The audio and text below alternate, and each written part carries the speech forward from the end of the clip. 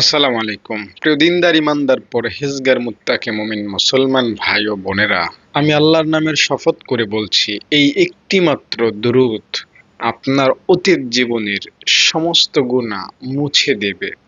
এই দুরূদটা সঠিকভাবে পাঠ করবেন, আপনার অতীতের ৩০ বছরের গুনাহ, ৪০ বছরের গুনাহ, ৫০ বছরের গুনাহ এগুলো মাফ হয়ে যাবে এবং আপনার সব গুনাহগুলো ন্যাক হয়ে যাবে। আপনি এতদিন হয়তো নামাজ পড়েন না, হয়তো রোজা রাখেন না, হয়তো সুদ খাইছেন, হয়তো মিথ্যা বলছেন, হয়তো অহংকার করেছেন। মানুষ হিসাবে এগুলো আমরা করে থাকি। তো এই যে আপনার অতীতের এই গুনাহগুলো যদি সোয়াব হয়ে যায়, এটা আপনার জন্য ভালো না? নিশ্চয়ই ভালো। তো এই দরুদটা আপনি যদি পাঠ করেন, ইনশাআল্লাহ সব গুনাহ মাফ হবে এবং সেই সব গুনাহ সোয়াব হবে এবং সেই সব সোয়াব আপনি পেয়ে যাবেন ইনশাআল্লাহ। দরুদটা আমি আপনাদের সাথে শেয়ার করব, আলোচনা করব। একটু ধৈর্য সহকারে আমার সাথে থাকুন, ইনশাআল্লাহ আপনি জীবনের গুনাহ মাফ করাতে পারবেন খুব সহজে ইনশাআল্লাহ। দর্শক, রব্বুল আলামিন শয়তানকে বলেছিলেন, শয়তান, আমি তো তোকে, আমার বান্দাকে গুনাহের পথে চালানোর ক্ষমতা দিলাম, তুই আমার বান্দাকে নামাজ থেকে দূরে রাখতে পারবি। আমার বান্দা নামাজ পড়বে না, আমি জানি। বান্দা তোর অসহায় পড়ে সুদ খাইবে, আমি আল্লাহ জানি। শয়তান, তুই আমার বান্দাকে জেনা করাবি, বেবিচার করাবি, আমি আল্লাহ জানি। কিন্তু শয়তান, শুনে রাখ, জেনে রাখ, আমার বান্দা যদি কোনো সময় আমার কাছে তাওবা করে, আমার কাছে মাপ চায়, আমি আমার ইজ্জতের কসম করে বলছি, আমার বান্দার সব গুনাহ আমি আল্লাহ মাফ করে দেব। সুবহানাল্লাহ! কত বড় সুসংবাদ! আল্লাহ তাআলা তার ইজ্জতের কসম দিয়ে বলেছেন। আল্লাহ তাআলা তার বরত্ব, তার সিংহাসন, তার ক্ষমতার কসম দিয়ে বলেছেন যে বান্দা আল্লাহ তাআলার কাছে ক্ষমা চাইবে, তাকে তিনি ক্ষমা করেই ছাড়বেন। দেখুন, জান্নাতের দরজা সব সময় খোলা থাকে যারা তাওবা করে। যারা তাওবা করে তাদের জন্য জান্নাতের দরজা সব সময় খোলা থাকে।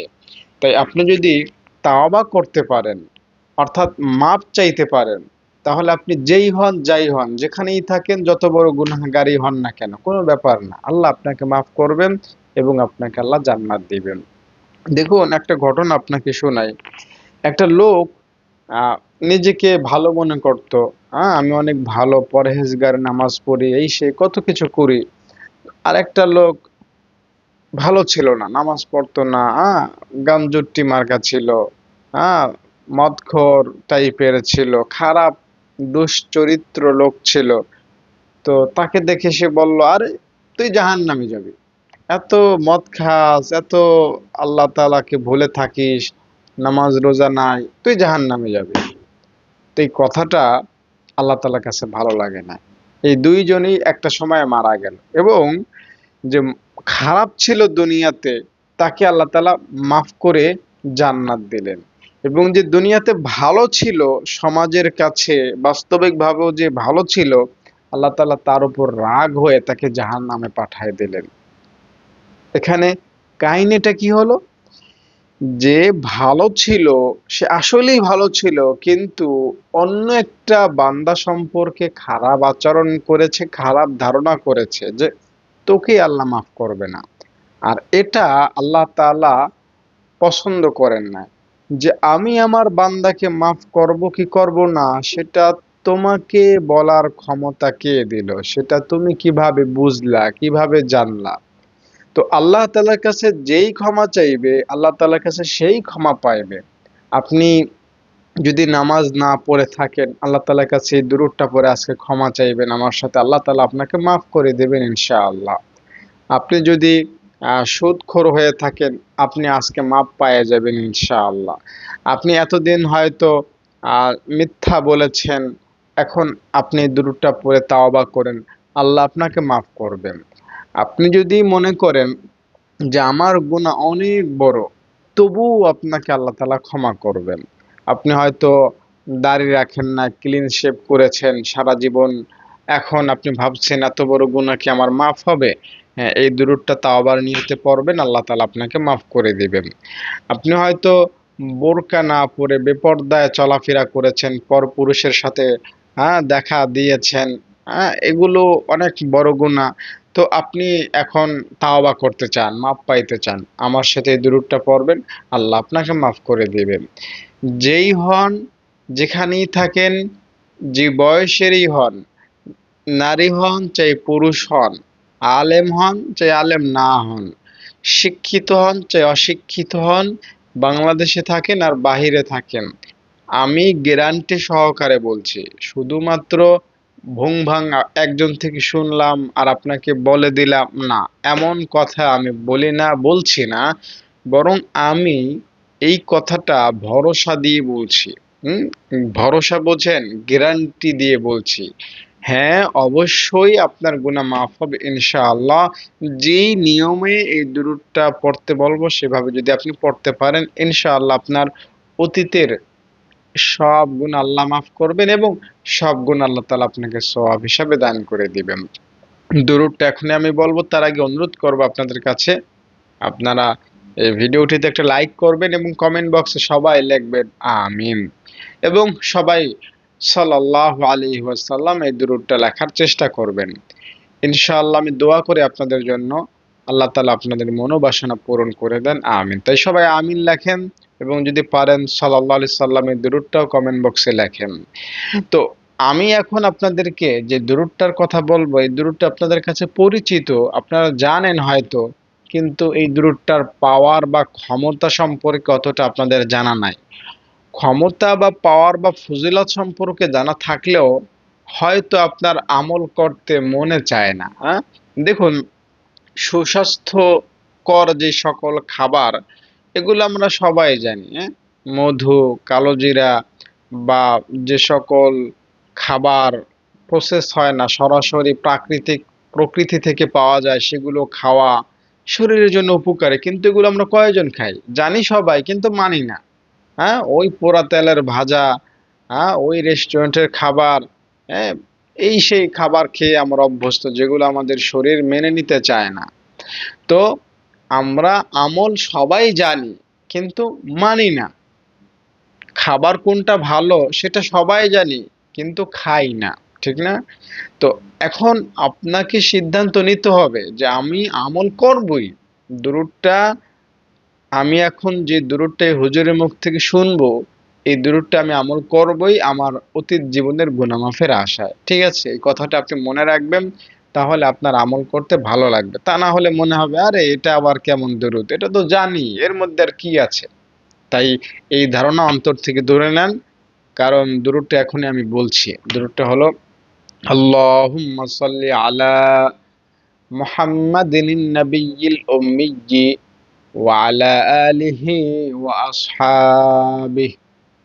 এই দুরূদটা আপনি মন থেকে, দিল থেকে, অন্তরের গহীন থেকে ভক্তি করে, মায়া করে, নবীজিকে শ্রদ্ধা করে, মদিনার কথা স্মরণ করে একবার পাঠ করবেন তাওবার আশায়। আল্লাহ, আমি গুনাহ মাফের আশায়, ভালো হয়ে যাওয়ার আশায়, আর কখনো গুনাহ করব না এই আশায় তোমার হাবিবের শানে আমি দরুদটা পাঠ করছি, তুমি এই উসিলায় আমাকে মাফ করে দাও। আমি আল্লাহ নামের কসম করে বলছি, অবশ্যই এভাবে আপনি দরুদটা পাঠ করলে অবশ্যই আপনি ক্ষমা পাবেন, মাসুম হয়ে যাবেন, নিষ্পাপ হয়ে যাবেন, কোনো গুনাহ থাকবে না। হ্যাঁ দর্শক, এই দুরূদটা এইভাবে পাঠ করার পরে হয়তো আগামীকাল আপনার দ্বারা গুনাহ হয়ে যাবে, কারণ আপনি তো মানুষ, ফেরেশতা না। আপনি মানুষ, আপনি এতদিন গুনাহ করতে অভ্যস্ত, হঠাৎই গুনাহ ছেড়ে দিতে পারবেন না। যেমন রমজান মাসে শয়তান থাকে না, তবুও মানুষ হুমড়ি খেয়ে গুনাহ করে, কারণ মানুষের একটা অভ্যাস হয়ে গিয়েছে, মানুষের স্বভাব হয়ে গিয়েছে। 11 মাস গুনাহ করতে করতে করতে করতে এখন আর গুনাহ ছাড়তে পারে না রমজান মাস এলেও। তো আপনি যদি এই তাওবাটা এভাবে করেন, হুম, তাহলে হয়তোবা আগামীকাল আপনি গুনাহ ছাড়তে পারবেন না, কারণ আপনি মানুষ। যে গাড়িটা অনেক দ্রুত চলে, 100 কিলোমিটার বেগে চলে, ওইটা ইঞ্জিন বন্ধ হয়ে যাওয়ার পরেও অনেক দূর চলে যায়, ঠিক না? 50 ফুট, 100 ফুট অব্দি চলে যেতে পারে। একটা ট্রেনের ইঞ্জিন বন্ধ হলেও ট্রেনটা অনেক দূর পর্যন্ত চলে যায় ইঞ্জিনের পাওয়ার ছাড়াও, কারণ ওটা চলতেছিল, হঠাৎই বন্ধ হয়ে গিয়েছে, হঠাৎই ব্রেক করলো, কিছু দূর চলে যায়। তো আপনি মানুষ এতদিন হয়তো দাঁড়িয়ে রাখেন না, এখন আপনি এই দূরটা পড়লেন, নিয়ত করলেন দাঁড়িয়ে রাখবেন আর কামাবেন না, হঠাৎ ব্রেক করতেছেন 2 দিন 3 দিন 5 দিন 7 দিন পর হয়তো আবার আপনার মন চাইবে ক্লিন শেভ করতে, বা আপনি হঠাৎই নামাজ ধরছেন, 7 দিন পড়লেন এরপরে একদিন পড়লেন না, আপনি তো একসাথে পারবেন না, হোঁচট খেয়ে যেতে পারেন।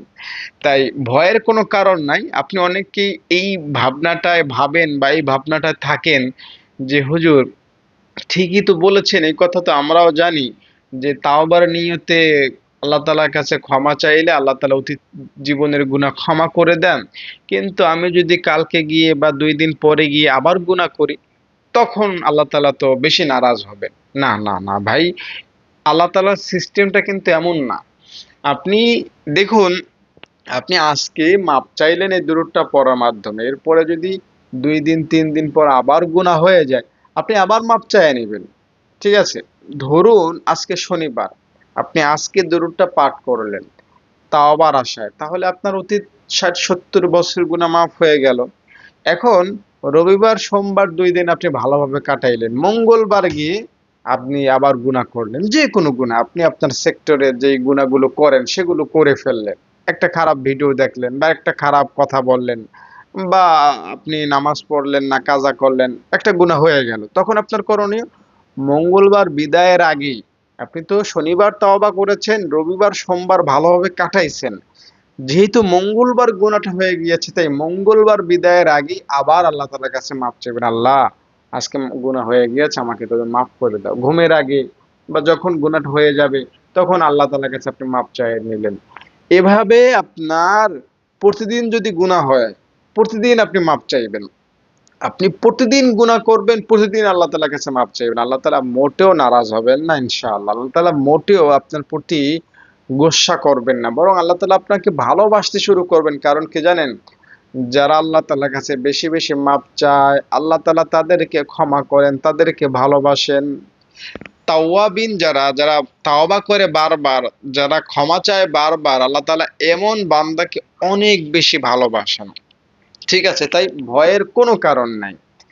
আমি আপনাদেরকে একটা ঘটনা বলি। একজন জেনাকার লোক ছিল, যার কথা হাদিসে পাওয়া যায়, ওলামায়ে কেরামের মুখেও শোনা যায়। সে একেবারে জীবনের লাস্ট টাইম পর্যন্ত, জীবনের শেষ রাত পর্যন্ত গুনাহ করেছিল। মানে আজকে সে মারা যাবে, আজকে রাতেও সে গুনাহ করার প্রস্তুতি নিচ্ছিল যে আমি এই গুনাহটা আজকে করব। হুম? তো এমন সময় তার পরকালের কথা মনে হয়, আল্লাহ তাআলার কথা মনে হয় যে না, সারা জীবন তো গুনাহ করেছি, আর করা যাবে না, এগুলো এখন ছেড়ে দেব। সে গুনাহের বস্তুটা সরায় দিল, না আর করব না গুনাহ, যা অনেক করেছি অনেক করেছি। তো সে পরকালের কথা মনে করে একটু সময়ের জন্য আর কি, না করব না, যা যা, এভাবে আর কি গুনাহের বস্তুটা সরায় দিল, আর করবে না, এই নিয়ত করে ঘুমায় গেল। অমনি এই রাতের মধ্যেই তার মরণ হলো, আজরাইল চলে আসলো ঘুমের মধ্যে। হাদিস শরীফে পাওয়া যায় আল্লাহ রাব্বুল আলামিন এই বান্দাটাকে মাফ করেছেন, এই বান্দাটাকে জান্নাত দান করেছেন। অথচ যে রাতে সে মারা যাবে, সে রাতেও সে গুনাহটা করার প্রস্তুতি নিচ্ছিল, আর এই গুনাহটা সে প্রতিনিয়ত করছিল, প্রতিনিয়ত করছিল। যেমন যেমন যারা দাড়ি রাখে না, হ্যাঁ, 7 দিন পর পর তারা দাড়ি ফেলে দেয়, 15 দিন পর পর দাড়ি ফেলে দেয়, ঠিক না? এই গুনাহ কিন্তু তারা সারা বছরই করে, হ্যাঁ, প্রতি 7 দিন পর পর, হ্যাঁ, তারা এই গুনাহটা করে। তো এই লোকটাও মনে করেন 3 দিন 4 দিন পর পর এই গুনাহটা সারাটা জীবন ধরে করেছিল, কিন্তু যে রাতে সে মারা যাবে ওই রাতে শুধু করে নাই, আর নিয়তটা করেছিল যে আগামীকাল থেকে যদি আমি বেঁচে থাকি আর এগুলা করবো না। তো এই এতটুকু তাওবার কারণে আল্লাহ তাআলা তার প্রতি এত খুশি, এত রাজি, এত সন্তুষ্ট, এবং তার বিনিময়ে তাকে আল্লাহ জান্নাত দান করে দিয়েছেন। তো জন্য ভাই বোন, বন্ধুদের শ্রোতা, আল্লাহ তাআলা অনেক বড়। আল্লাহ তাআলা অনেক বড়, তার ক্ষমার পাওয়ারও অনেক বড়। আপনার মতো একজন বান্দাকে আল্লাহ তাআলা মাফ করতে তার কোনো কিছু যায় আসে না। আপনি আল্লাহ তাআলার কাছে মাফ চাইবেন, আল্লাহ আপনাকে মাফ করে দেবেন। That's enough. এতটুকুই বলে দিলাম। তাই ভাই বোন বন্ধু দর্শক শ্রোতা, ভয়ের কোনো কারণ নাই, ভয় পাবেন না। আল্লাহ তাআলা ভয় পাওয়ার জিনিস না।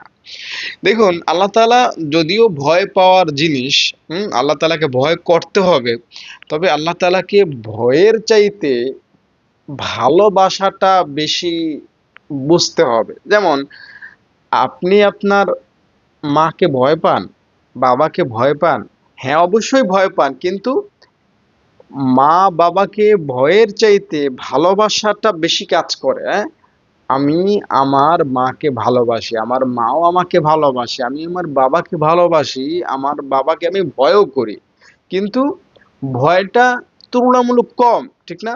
ভালোবাসাটাই বেশি। আমি আমার বাবাকে অনেক ভালোবাসি, আমার বাবাও অনেক আমাকে ভালোবাসে। আমি যদি কোনো একটা বিপদে পড়ি, হ্যাঁ, আমি যদি আহ, কোনো একটা খারাপ কাজ করি, আমি বিশ্বাস করি আমার বাবার কাছে মাপ চাইলে আমার বাবা আমাকে মাফ করবে, আমাকে কোলে টেনে নেবে, আমার বাবা আমাকে দূরে রাখতেই পারবে না, ঠিক না? তো মা বাবার প্রতি যেমন একটা ভালোবাসা কাজ করে, ওই রকমের ভালোবাসা আল্লাহ তাআলার সাথেও যেন আপনার হয়। আল্লাহ তাআলাকে তো ভয় অবশ্যই করব, তবে ভালোবাসাটা যাতে বেশি হয়। আমি আল্লাহকে অনেক ভালোবাসি, আল্লাহ তাআলাও আমাকে অনেক ভালোবাসেন। ভালোবাসাটা বেশি জাগিয়ে রাখবেন, ভয়টা তো অবশ্যই থাকবে। মনে রাখবেন আল্লাহ তাআলা আপনাকে ভীষণ ভালোবাসেন।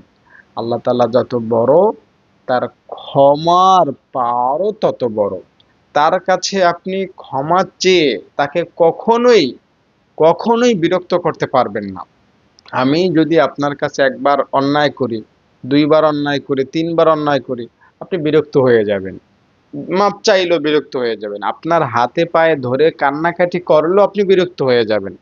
আরে মিয়া হুজুর, তুমি সকাল বেলায় আমার সাথে অন্যায়টা করেছো, বিকেল বেলা অন্যায়টা করেছো, ধরেন আমি থুতু ফেললাম, আপনার পায়ে গিয়ে পড়লো, ভাই মাপ চাই, আপনি মাফ করে দিলেন, হুজুর মানুষ দেখেন নাই।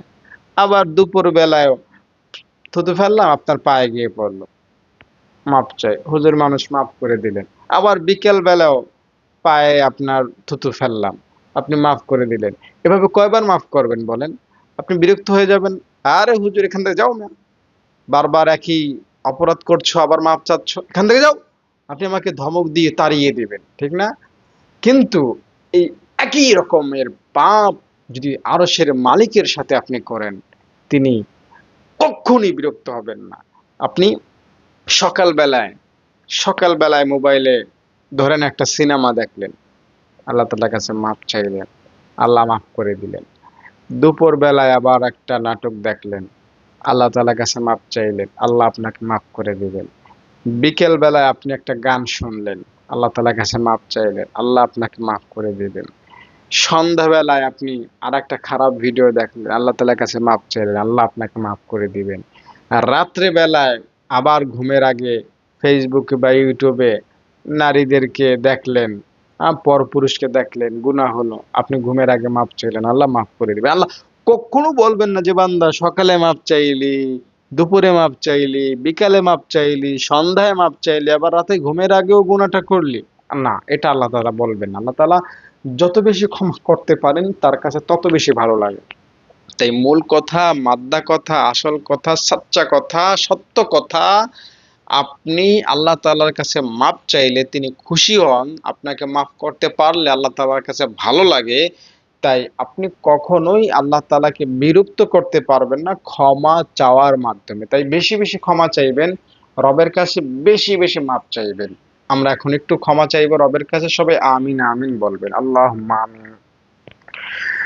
ربنا ظلمنا أنفسنا وإن لم تغفر لنا وترحمنا لنكونن من الخاسرين। আয় আল্লাহ, যে সকল ভাই বোন আমার এই ভিডিওটা দেখলো তাদের গুনাহ তুমি মাফ করে দাও।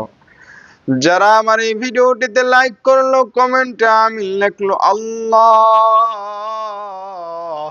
তাদের মনের আশা পূরণ করে দাও। আয় রব্বুল আলামিন, যাদের যাদের মা বাবা ভাই বোন আত্মীয় স্বজন বন্ধু বান্ধব বেঁচে আছে তাদেরকে নেক হায়াত দারাজ করো, সুস্থ রাখো। আর যাদের মারা গিয়েছে তাদেরকে জান্নাতের বাগান বানায়া দাও। হায় রব্বুল আলামিন, যে সকল ভাই বোন আজকের এই দুরূদ পাঠ করে গুনাহ থেকে নিজেকে পবিত্র করতে চায়, পবিত্র রাখতে চায়, হায় আল্লাহ তাদেরকে তুমি গুনাহ থেকে বেঁচে থাকার তৌফিক দান করো।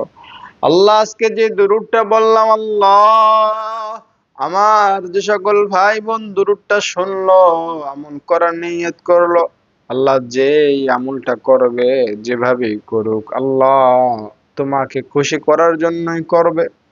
আল্লাহ তুমি যদি ভুল ধরো আমাদের আমল কবুল হওয়ার কোনো চান্স নাই, সম্ভাবনা নাই। আর আল্লাহ তুমি যদি ভুল না ধরো আমরা তো তোমার প্রিয় হয়ে যেতে পারি।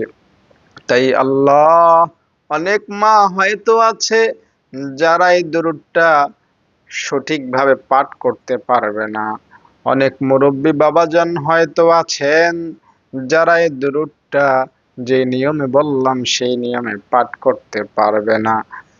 আল্লাহ তুমি তো মনের খবর জানো, সবাই গুনাহ থেকে বাঁচতে চায়।